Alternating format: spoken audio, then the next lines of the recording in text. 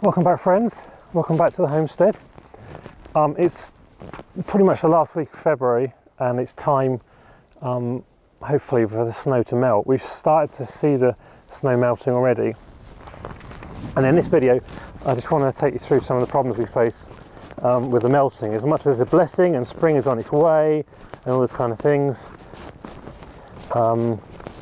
this particular winter has been a tough one in terms of dealing with ice and snow. This is really shows beautifully the problem we face, in that the snow melts partially. It then forms a hard covering over the ground, and then when everything tries to melt, it can't get into the ground to soak away, even though the ground a bit deeper down is frozen as well. It means that any groundworks that we do to let the water drain away are completely ineffective because you've got ice over the top already. And that causes a few problems because, I don't know if you can see, that's much higher up there, and then as it comes all the way down, go lower, lower, lower, down to the lake. So we live kind of in a small valley, in a dip, in a bowl, and all the water has to run through our property. It all has to melt away through our property, and that causes a few issues which I'll show you here. One of the issues, the garage. Treading carefully because of the ice. So all the water will melt away, come all the way down here, and then come outside the garage. Now I should have had the garage doors open really to show you, but we do have these kind of drains that are new, but as you can see, what happens is, and they're brilliant in summer and spring when the ground is clear from ice. They work just as they should. They stop the water coming over into the garage. But as I just said earlier, the problem we have now is that you get a coating of ice over the top, and that just means the water runs completely over the top of those drains. They're completely ineffective. And there's not really a lot we can do to solve it. We can have some French drains here, but again, they'll be frozen and the water will just run over the top. You can see my crude method is to dig channels in the ice so that it catches the water and lets the water run away as the drains would over there. And that kind of works at the moment. It's going to have to do, because there's not really much else we can do. But of course that also means, and not that it's a big problem, I just wanted to show you the height of the lake. We'll take a walk down to the lake.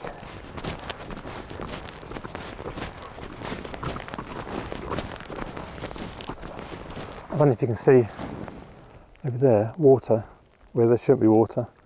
I'll get a bit closer. It's just started snowing again. It's just unbelievable, the weather at the moment. Let's go down a bit closer and see what's going on down there. I'll talk to you about what's going on down there. Just walking down, just walking through the snow that's been completely not disturbed in terms of us clearing. Give you an idea of how deep it is. There's the ground there. And this is obviously, you know, when snow falls, it's mostly air, and this has melted a bit, so it's had time to compact a bit. Okay. Down to the lake. Well, let's say we're getting down to the lake.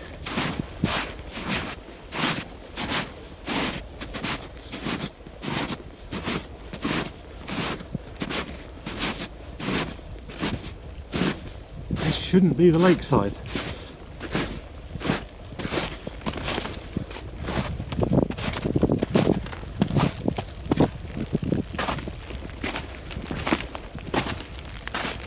In the summer we can walk all the way through here, no problem at all.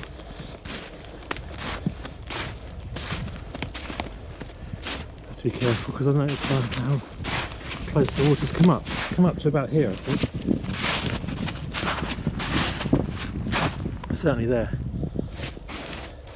In the summer we can walk all the way out there to the lake edge, but as the The inlet to the lake is up there, and it's controlled the other end by a sluice gate, which I'll show you at the end of the video. We'll go down there.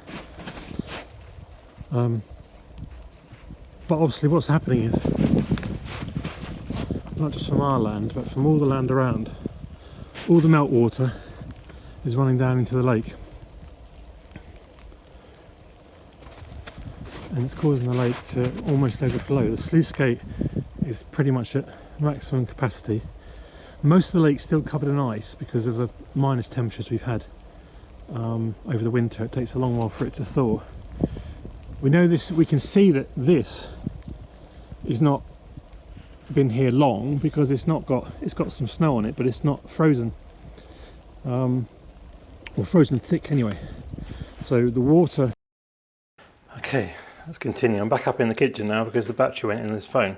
But what you're looking at now is where I was standing. So I was about there, stood about there, filming out towards here. So I've got a very long lens on, so the point I'm using is a bit out of focus here. But anyway, that's the lake there. There's the bank of the lake, and we can walk in summer all the way pretty much out here. It's a little bit, I wouldn't say boggy, but yeah. So you know, it is, at the end of the day, it is a natural lake formed from, you know, which is essentially a peat bog. So it's not dug out or anything like that. But anyway, you can see maybe clearer here. There's the frozen lake still, and here's the spill off water, meltwater. And we know this is meltwater rather than being, because it's not frozen. So the meltwater, as the ice of the lake and the meltwater runs down into the lake, obviously the level of the lake rises, and then it encroaches on all these sides here. It's not a worry for us. We must be 20 meters higher than the lake, so we don't need to worry about flooding.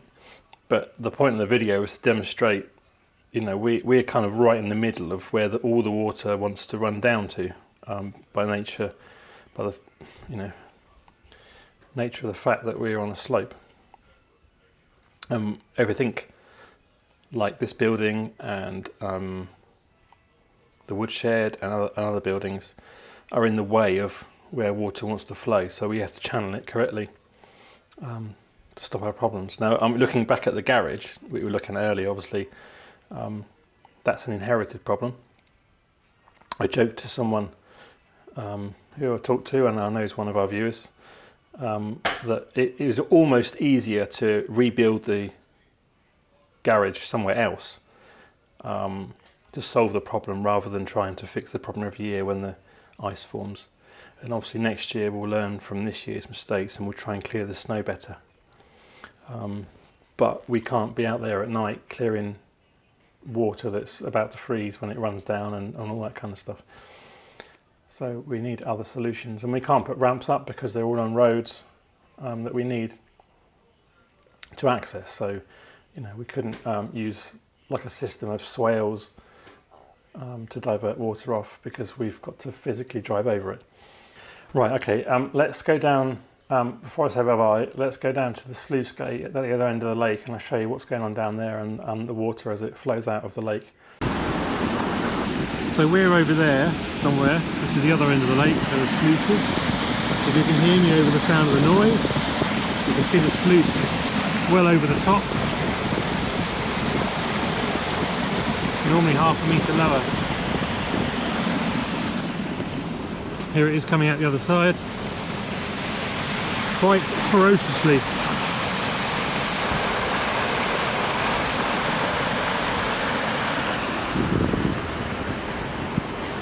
And all that ice has got to melt yet, and all the other snow that's come down this morning and other days. If you've got any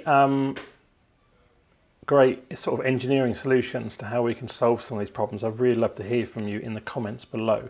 That would be really helpful. Maybe you face similar situations and you know how to do it. Yeah, that'd be really helpful. Anyway, thanks for watching the video, and I'll catch up with you in the next one. Bye for now.